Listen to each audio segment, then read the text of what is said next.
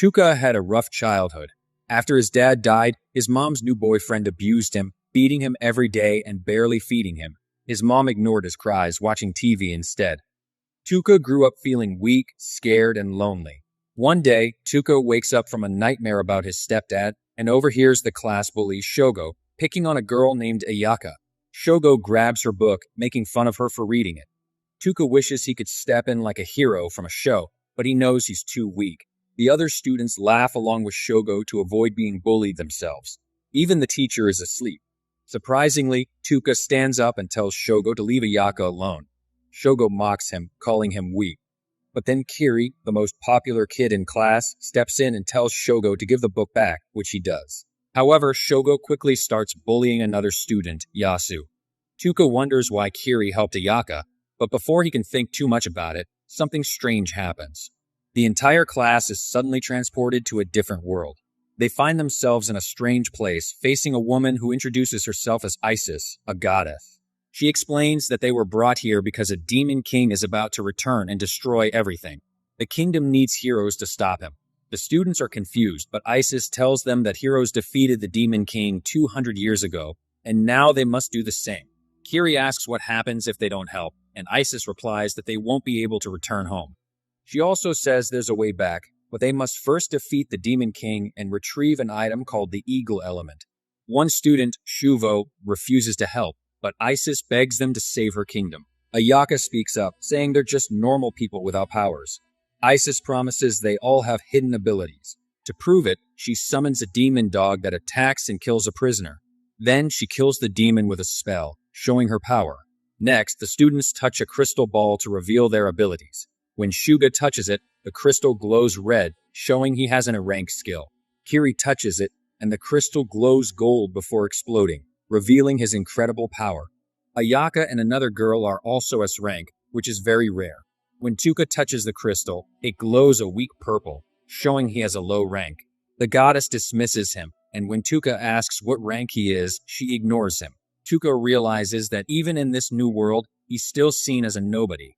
Yasu, the nerd, gets a special dark power that belonged to a legendary hero. Isis announces a special ritual and calls Tukur forward.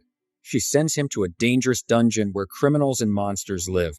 She tells him that if he survives, he'll live, but if not, he'll die. Tukur argues, but she tells him he's too weak to get better.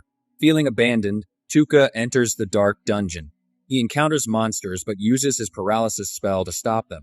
His spell works, and he even kills one with a poison spell. Despite being exhausted and afraid, Tukur refuses to give up. When another monster attacks, he's determined to fight and survive, even if it means risking his life. Tukur is running low on mana, which isn't even visible in his stats. He's sweating, thinking about what happens once he uses up his natural mana too. He knows his magic won't last long enough to get him back to the surface. Without hesitation, he tries to paralyze a monster in front of him, but the spell fails. He realizes he can't keep using the same skill on the same target. Switching tactics, he puts the creature to sleep and then poisons it. Tukur understands there must be limits to his skills, especially after realizing his mana drains him. As more monsters approach, he knows his chances of survival are slim, but he refuses to give up. He paralyzes as many monsters as he can, using nearly all his mana. He feels like he's about to lose consciousness but keeps going. Just when things seem hopeless, he gets a notification saying he leveled up to 258. He uses this new power to take out the monsters ahead of him. The one he poisoned earlier dies, giving him a massive experience boost. Feeling energized, he continues fighting, paralyzing more monsters and leveling up his Paralyze skill. He wonders if leveling up skills leads to new abilities, but pushes that thought aside to focus on surviving. He discovers he can now target multiple enemies at once, though he can't reach those in the back, learning that his skill has a range limit. He poisons all the paralyzed monsters, boosting his poison skill. Soon they drop dead one by one, and his level skyrockets to 395. Despite his success, Tukur knows that mana is his lifeline, and without it, he's finished. After a brief rest, more monsters die, pushing him to level 501. He notices a monster escaping before he can kill it, but scavenges useful items from a nearby corpse. Starving and weak, he tries to butcher a monster but finds its skin too tough, so he reluctantly eats one of its eyes. It's awful, but he's desperate. Just as he's losing hope, He notices the gem on his bag turning purple.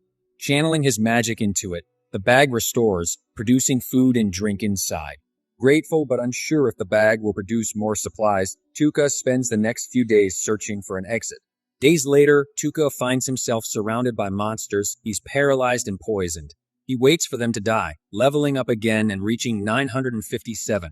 The sight of the carnage makes him cry, realizing how desensitized he's become. He remembers wanting to kill his abusive parents as a child, but was saved by his aunt and uncle. Now, he understands that his kindness was just an act. Despite feeling empty, he accepts who he is. Tukur finds a crystal similar to the one in his bag and pours his magic into it, opening a door. Inside, he finds the remains of the great sage Anglin Bather, once known as the Hero of Darkness. A letter explains that Anglin was sent here by the goddess, and he left behind powerful items, including a scroll of forbidden magic. Tukur realizes this might be his secret weapon against the goddess. Before leaving, he encounters the Soul Leader, a powerful monster with a crystal on its forehead. After a hard battle, Tukur paralyzes the creature, having tricked it into underestimating him. He poisons it and watches as it and its human-like minions die. The souls of those trapped by the leader thank him and vanish. Tukur, however, is focused on revenge against the goddess. Taking the Soul Leader's crystal, he opens the ruins gates and finally makes his way out. In the forests outside the royal capital, Tukur's crew is hunting demons to level up. Shuga chases a demon dog, Kiri burns monsters, and Nerdy Yasu uses dark flames. Meanwhile, Koba, a shy girl, struggles to kill monsters, pressured by the bully Asaji, who insists she'll lose her life if she doesn't pass the goddess's test. Asaji, a B rank, plans to form her own crew, knowing Koba, a D rank, will be rejected by more powerful factions. Koba panics, but eventually gives in to Asaji's demands and kills a trapped monster. This act leaves her feeling crushed and regretful for not helping Tukur. Meanwhile, Ayaka confronts Goddess Ischias, furious about the goddess's policy of banishing weaker members. After a tense exchange, Ayaka proposes a deal. She will cover for those who can't step up, and Ischias agrees to stop the banishments. In a dark forest near abandoned ruins, a woman flees from bandits who are close behind. Tukur emerges from the ruins with his mana at over 59,000, eager to test his skills. He hears squeaking and finds slimes bullying a smaller one. Tukur uses his paralysis skill on the bullies, then applies non-lethal poison, dispelling both afterward. The bullies flee, and Tukur praises the smaller slime, releasing it. The little slime starts following him, and he names it Pijimaru. Tukur reads from a forbidden art book, discovering a recipe to boost slimes. As they walk, Tukur and Pijimaru encounter the bandits searching for the mysterious woman. The bandit leader demands Tukur's valuables, but Tukur feels terrified, never having fought humans before. When the bandits argue about whether to chase the girl or deal with him, Tukur sees his chance to escape. However, the leader spots him and tells him to freeze. Feigning fear, Tukur begs for his life, but the leader charges at him. Tukur uses his paralysis skill, freezing the leader, and confronts the remaining bandits, declaring their evil intentions worse than demons. He casts poison on them, watching them drop dead. Suddenly, Tukur senses another presence nearby, the mystery girl, who summons spiritual armor. Not taking chances, she swings her sword at Pijimaru's hiding spot. Tukur paralyzes her, asking for information about the area. She reveals they're in the Ulza Kingdom, and mentions a witch who can read the Forbidden Scroll.